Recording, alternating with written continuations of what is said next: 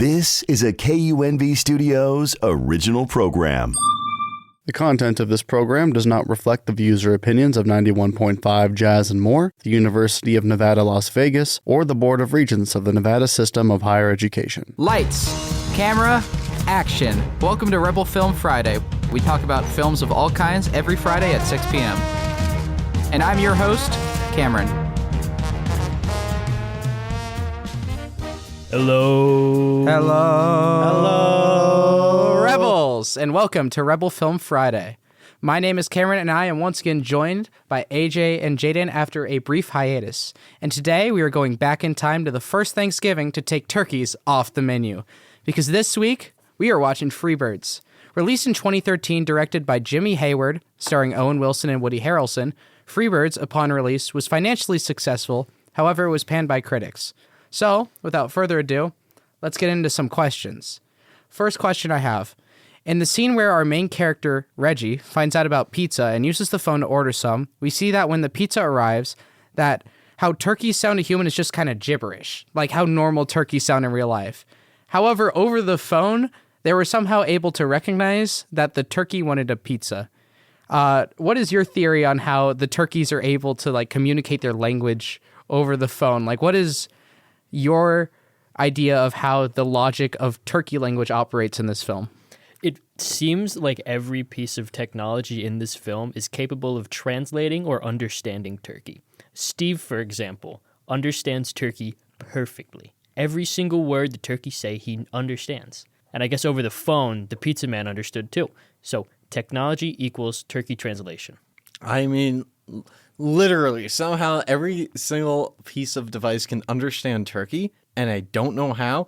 It has baffled me, but Steve, he's like, hello, Reggie. I forgot his name for a second. I was going to call him Jerry. Hello, Reggie. Where would you like to go today? But then, you would think, hold on, would a human, try and talk to Steve and be like, how you doing? And he's like, the turkeys are coming, because, there's the potential idea of he's this sentient AI or whatever, but no, he can just speak turkey for some unknown otherworldly reason, so the phone does it, so why not that? Apparently, yeah, so turkeys can talk to other turkeys as seen throughout the film. Turkeys cannot talk to humans because it's just gibberish, but over the phone, turkey translates, so it's like having Google Translate open while you're talking to someone, pretty much. And talking about Steve specifically, Steve is just an elevated life form. He's not even a piece of technology anymore. He transcends all knowledge because he knows stuff that goes on in the future and stuff that hasn't even happened yet, as seen by when he tells Reggie that he's the great turkey, even though it hasn't happened yet. But we're going to get into time paradoxes and more later. I just want to talk a little bit more about the use of the turkey language and how does the phone translate it? I get the idea that the device is the thing that causes the turkey translation to happen. Oh, and for everyone listening, we have a turkey count going, and by the end of the episode, we'll tell you how many times we've said turkey. So stay tuned.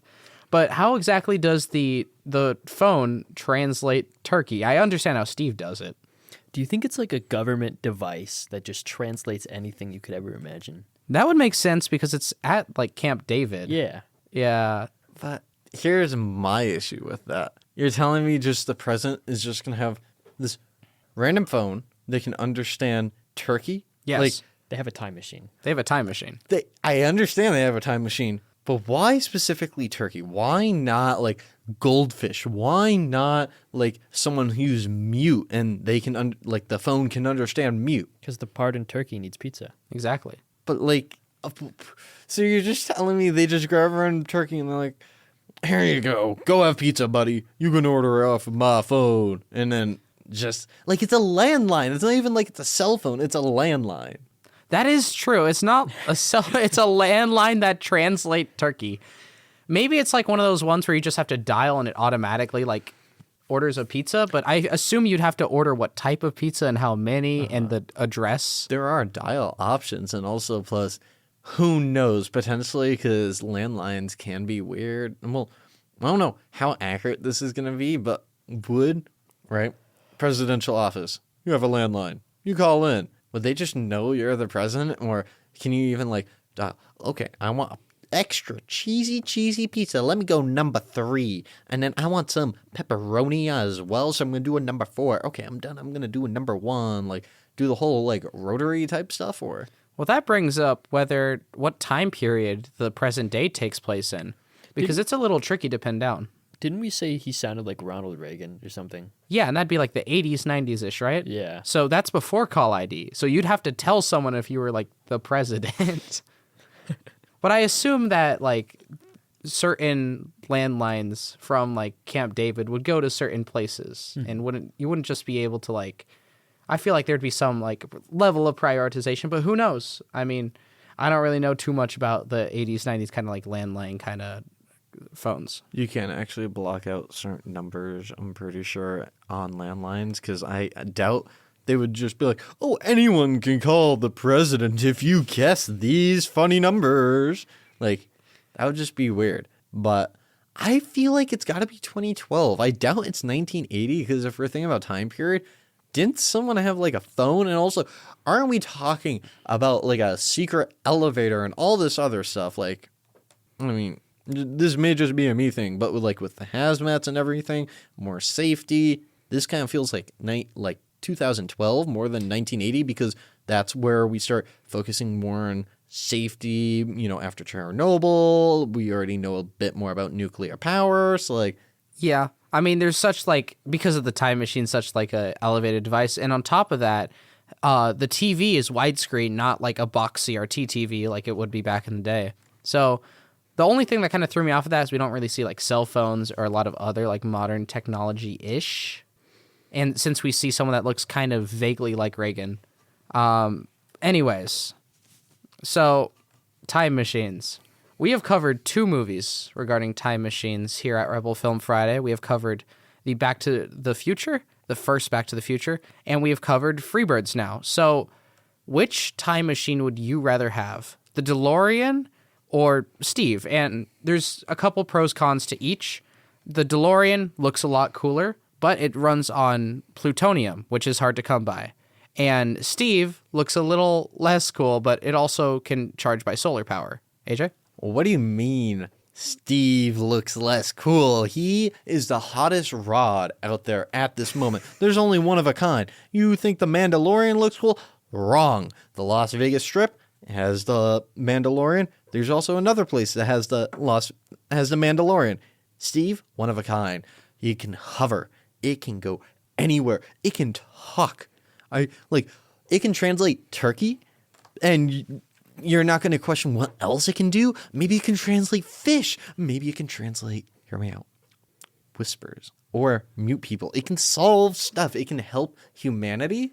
Also, wouldn't you love to just pull up to some kind of concert and be like, oh yeah, this is my homie Steve. I am Steve. And just he goes on some transcendent rant or whatever. You have a homie right there and then. But the DeLorean looks so much cooler. Steve is an egg. Steve is omniscient. Cooler. Yeah. Well, yes, he's omniscient, but he's just an egg. If I have to trust my life with an omniscient egg or a nuclear-powered DeLorean, I'm picking the omniscient egg. Who wouldn't pick the DeLorean? The DeLorean's classic. Not me, because the egg looks cooler, because you just pull up, you have these mystical steps that come out to you. Does the DeLorean open anything up for you just by waving your hand or whatever? No, you have to press a button. You have to do stuff. Whereas freaking Steve, he's like, here you go, your highness, and literally rolls out these steps, can make you look like a god, because let's not forget that one scene where Reggie comes out and he's like, I am the great turkey, and he has all this cool lighting. That would be amazing bedtime stories, bro. So your argument is lighting and the fact that you don't want to open a door. Yeah. I should also add, though, Steve will record you against your permission. So. Exactly. That's a violation of privacy, and I am against it. You know what the DeLorean will never do? Record you. But you want to know what the DeLorean can't do? Can't block bullets, can't block cannonball. What can Steve do? What's that? What's that right here? The cannonball stopped midair? Wow. Can the DeLorean block projectiles? I don't think so. I don't need my DeLorean to block cannons because I wouldn't be in the line of fire. It still takes time to charge up. Let's not forget, the DeLorean, you have to go to a certain speed, and then you can go time travel. That is true. That is something that is a little bit of a drawback. However, the DeLorean looks cool. But Steve looks better. Oh, He wait, just wait, comes wait. out. If we talk about the DeLorean from the second movie, does that change your mind? Because that one can fly. While that one can fly, it still needs to reach the certain speed. So there's still time to be like, okay, let's RPG this or whatever. But then Steve, he's gonna be like, nah, bud, I'm good. You come out with a giant entrance. There's a giant entrance. Yes, the DeLorean fire trail behind you. But Steve, he opens up a giant hole in the sky for you, and everyone looks at you like you're Messiah. It feels like the DeLorean is a time travel tool of absolute discipline, and Steve is the glutton's tool. Yeah. Yeah. I mean, Steve is more than just a time machine. It's also like artificial intelligence as well, where it's just beyond our understanding. Steve, we're down here. Steve is all the way up here. Steve is beyond what mortal minds can comprehend. It can translate turkey. It can tell you things that haven't even happened yet. It can take you through time. It's got everything except for the fact that it's shaped like an egg. I am going to debate you on one thing about it can tell the future. No, it can't. Because it specifically heard, if we remember, when he was in there, I already forgot the one bird's name, not Reggie. Jake. Jake. Jake was like, the great turkey told me about this and all this other stuff. Then later on, we hear Reggie discuss about the great turkey with himself. And then, like, the egg, why can't the egg put 2 and 2 right there? Like, he heard about the great turkey. He knows that he can go back in time, and he has the sacred doorknob that he showed off to... Sacred time knob. Sacred time knob. Put some respect on its name. Let me put some respect on its name. You showed Steve this, right? Why can't Steve just put 2 and 2 together? I don't think he can tell the future because we can't tell the future. He can just put 2 and 2 together. He's like, yeah, you're the great turkey, bud. You have it right here. I just heard the story not too long ago. Yeah, well, the thing regarding Reggie going back in time as the great turkey to start Jake's journey hasn't happened yet. So therefore, how would Steve know about it? And in fact, Steve doing this creates a paradox because telling Reggie to go back in time to start Jake's journey, which starts Jake to go forwards in time to get Reggie from Camp David and tell him about the great turkey and take him back in time. It's a little loop. You know, I didn't think about this, but I guess the great turkey scenario with Jake happens in the past, not the future. Oh, that is true. Okay. But still, Steve wouldn't know unless he has a universal database of everything in time. Exactly. Well, I mean, he would because he's a time machine. Yeah, he would have that database. But he has to know, like, I'd understand if he knows, like, events, times, and places. But I wouldn't understand if he knows, like, everything because that's not how an artificial intelligence would work. Is I don't think that just a random artificial intelligence would know what's going on in some random turkey's life. I have an idea. You guys ready? Go for it. With it. Hear me out. Jake is so much more than just a hot rod. He is the savior. Here's why. He wants peace, right? Everyone thinks AI, revolt against humans. Humans are terrifying. They're terrible. Jake is like, no, it's Steve. Steve is like, nah, bro. Everyone, you have pizza because it doesn't harm anyone. You don't get to kill turkeys, and everyone gets to have a nice day. So, isn't Steve wanting peace? Isn't he stronger than just an AI? He is the man. He is the person to help save people. Steve's the main character. Steve is the main character. Steve is the savior of mankind. He is all we need for salvation. And what we needed for salvation was changing the menu from turkeys to pizza. Pizza. All right, on to the next question. Who is your favorite character in Freebirds and why? Honestly, Pizza Dude. Because he just rolls up and he's like, at first, what's this turkey doing right here? And then later on, they have a whole fist bump and then they're kicking feet. They're homies. He's homies with a turkey. That's pretty dope. The pardon turkey, I should add. I think my favorite character is the homeless turkey that we see for like 2 scenes, and he calls Reggie a weirdo. Homeless turkey is the tweaking. best. Yep. I'd say my favorite are the hazmat guys. It's not a specific character, but the hazmat guys are so funny. The specific scene that I just cannot stop laughing at is like they're talking about like there's a turkey in the place where the time machine is. And one guy's like, "How should we address it, sir?" And the other one says, "With cranberry sauce." And they just start laughing, ah, just over and over again. They're so humorous. I deeply appreciate the hazmat guys. It's so funny. And it's so sad that we don't see those characters ever again in the movie. Yeah.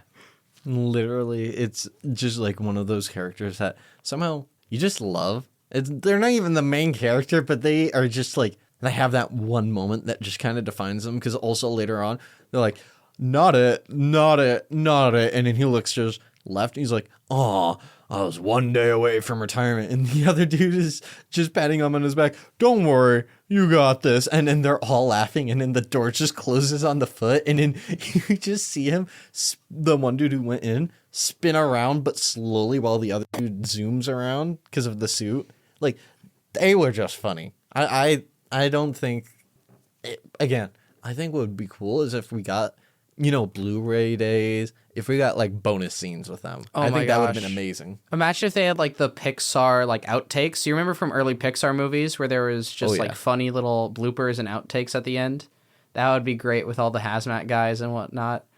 And I think that's one of the flaws of this movie is that they introduce so many funny or like possibly funny characters and they don't do a lot with them. So they introduce the crazy chicken at the start, and he's only around for like 2 scenes. They introduce the people in the president's plane. They introduce the short emo kid, which is just a background character, but it'd be so funny to hear from him. And then they introduce the daughter. They introduce all the people that are inside the secret base, and they're just not in the story after Act 1. After Act 1, everything forwards is just the turkeys and everything back in 1621. So one of the characters that I just remembered that I absolutely loved was the general, because he's like, you only have a 5% chance of living. He's like, wait, what? And then he immediately presses the mute button and he says, it's on a need to know basis. That's like, a great quote. It's a good character. Like, he drops that funny line and he's like, need to know basis, and does what no one would really think to do, which is just mute the dude while you see him panicking in the room. I think the actual line was, he better be, because the chances of survival are almost 0. And it's just so funny and delivered with such like raw vigor. And it's great.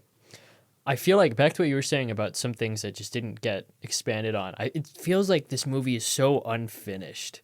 Like, it was supposed to be maybe a 3-part thing or just way longer even, because there's so many things that they established that they just don't revisit. Like, even the little emo kid in the barn, I feel like that was its own thing as a whole that they wanted to visit, but then just didn't. Like, they were rushing. Maybe they ran out of money and just had to finish the movie. Yeah, it's definitely not like a super high budget animation flick, but it still does the most with kind of what it has. It's still pretty funny. It's not perfect, and it's certainly not like a great movie, but it's funny and an enjoyable watch near Thanksgiving, definitely. So, next question. Much of the movie has a lot of revisionist history, as you could tell from the turkey being replaced with pizza for the main meal of Thanksgiving. Did you pick up on anything else that's kind of revisionist in the history of this Freebirds world? I guess along the lines of the pizza, I think his name was Mr. Anchovy or something, and he dropped a fish on the pizza on accident. That's what I noticed. Oh, wow. Something I noticed is they used dynamite to kind of flush out the turkeys towards the tree scene in the movie. And as it turns out, dynamite wasn't actually invented until like 1863, and the movie takes place in 1621. And another thing that AJ and I were discussing earlier was that do they even have cannons at that point? I think they have cannons. I'm pretty sure. Do, yeah. But do they have? I know they have muskets. I'm pretty sure they have cannons. Yeah, cannons. 13th century, definitely. But there's a little bit of revisionist history here, and I'm kind of all for it. I want to see a different like era for Freebirds. Like, let's say now that the first Thanksgiving is saved, now another holiday, a 4th of July, turns out, oh, now this is the holiday that they have turkeys for dinner, and they have to go save for the 4th of July and take turkeys off the menu for that. I think it'd be really funny to keep going forwards and forwards in time until they arrive at present day, and there's no more turkeys to be on the menu. I think that's a great Jake sequel. Oh my gosh, that'd be an amazing Jake sequel. It'd be like Back to the Future 2, but for turkeys. You know? Jake would just come back and he'd be like, I need your help, Reggie. We need to go to 4th of July to get turkeys off the menu. Yeah, that would be amazing. A little 3-parter right there. Greatest trilogy that has never been made. And I think they could, if they were to kind of pull like a Cars, where like Cars 2 and Cars 3, that took like, there was silence. There was radio silence. There was really nothing else after Cars 2. Then out of nowhere, they're like, let's put, Cars 3 and like give Lightning McQueen a rest. If they were to do the same thing for this movie, I would probably still watch it. Like, Turkeys 2, coming back to you. It's like the Fast and Furious title. It's 2 Free, 2 Birds. Or Freebirds 2 Electric Boogaloo. Just do something really funny with the title. Freebirds 2 The Reckoning. The Reckoning. The Reckoning. Reckoning. All right. Next question. So, some very well-known voice actors are in this movie. We've discussed Owen Wilson, Woody Harrelson, but also Keith David is in the movie as well. What do you think about the performances by the actors? How does it enhance the movie? It kind of reminds me... Sorry, I didn't mean to cut you off. good. It kind of reminds me of what you were talking about one time with like the star casting and how like it may benefit or prove to be a failure towards the movie as a whole. But it's like, it wasn't too bad, this movie. Like, most of the voices were pretty good. The only one that was bad, I think, was Ranger, and his voice was just comedic to me the whole time. Especially the one scene where they're fighting over the slice of pizza, and he says, "That's my slice." It's just this weird voiceover over their tumble. For me, I think it's the difference between having a movie like this and Chopping Mall, because Chopping Mall, which is, if you haven't heard our voice over it or our discussion of it, Chopping Mall, there weren't really any memorable characters, and it just kind of felt empty. But this, however, you have lots of memorable characters. You have lots of laughable moments to the point it could be something more, and it can just really grow and expand. It's the characters. They all played it out really well. I don't think anyone really fell that short because, to your point, like Ranger, some people may only have like this one line of voice, but they do it really well because that fits their character. It's not forced. It doesn't feel like, oh, well, we can't really do that because we ran out of budgeting, so we had to hire, like, some person off the street. Like, no, they put time and effort. Like, they played the character really, really well to the point, which is where I think makes a movie like this feel good and funny compared to Chopping Mall, where it's still, like, kind of nice to watch, but, by, like, standards, it's not that good. It didn't hold up well. This movie, I think, held up well. Like, the comedy is still there. The voice acting is still there. You can still, like, get into the movie, as goofy as it is. Yeah, it's one of those instances where star casting actually kind of enhances the movie, mostly from a comedic sense. Because if this movie tried to be serious, it would not work. Mm-hmm. It's funny, and they had a lot of voice actors that can do the funny voices. It's actually, I think, Woody Harrelson's only voice acting role, which is interesting because he has a really nice, like, voice that could be used in a lot of different animations. But on the topic of Ranger's voice, I actually kind of liked it because he was kind of a one-note character a little bit, but we didn't really need another character to continue, like, or to have a character arc, because we were already having the one with Jake, the one with Reggie, the side plot with Reggie and female turkey. Speaking of character, like, names and designs, specifically the designs part. Actually, turns out Woody Harrelson was in a few more things. But speaking of the designs, what do you think was the inspiration just to make some of the turkeys blue and some red? You want this one or you want? Mainly because, hear me out, blue and red, those are my favorite colors. And lots of people, they love red, they love blue. So, why not?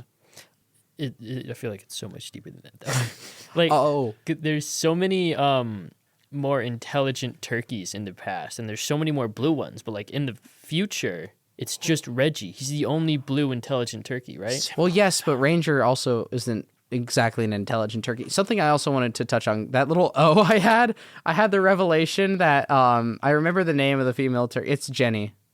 Like the song, like the 80s song, 8675309 is Jenny's number. That's anyways.